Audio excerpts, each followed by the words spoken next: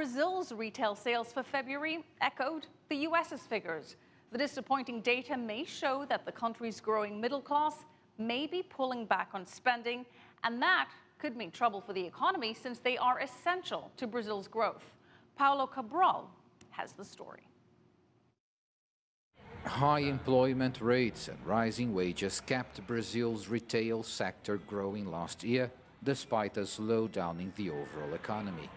But the data for the first 2 months of this year suggests consumers in Latin America's largest economy have become more cautious. Prices are really going up everywhere. Shops, the supermarket to buy food. Prices have to go down or people will stop buying. While economic forecasts predicted February retail sales to increase as much as 2.8% from January, sales dropped instead.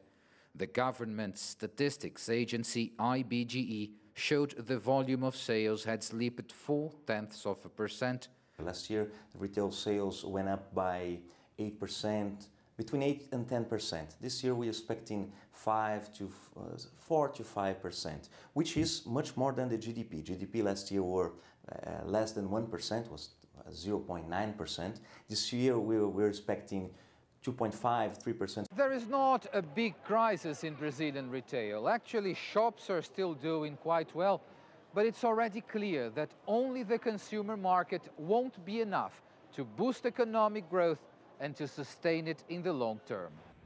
In this shop, most of the clothing comes from its own factory, which also trades wholesale with other businesses. The owner feels problems on both sides of the counter. We need to produce more, otherwise we will have to rely only on imports, and this won't be good for the future of the country. For now, Brazilians are still out shopping.